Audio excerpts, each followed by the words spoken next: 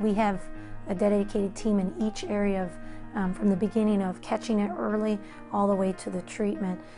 So as far as diagnosing, we have the lung cancer screening program where we're offering screening CT scans to patients who fit high-risk categories. And then from that point, we have a navigational bronchoscopy. So what happens with the screening program, a lot of these people who are at high risk, when they get screened for their cancer, will have spots in their lungs, but they're not cancer. And in the past, the only thing we could do, and still in some of the smaller community hospitals, the only thing they can do is either watch it, which can make a patient anxious, or go in and cut it out, which is a major operation.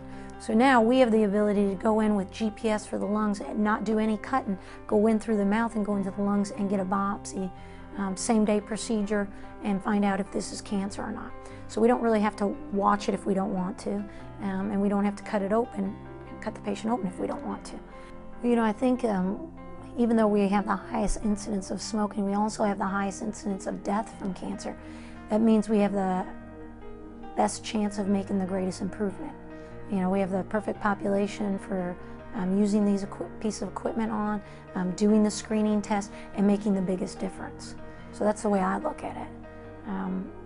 The screening test still is not out there, but I think once it gets out there and people are aware of, oh, there's a screening test now for lung cancer, they're going to want to get it.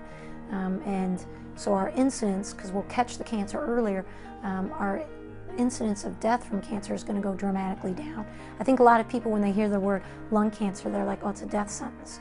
And you know, it used to be, because we had no screening test, and so we were catching these people at very late stages because patients didn't have symptoms. But now, if we're catching it early, we can actually cure some of these patients.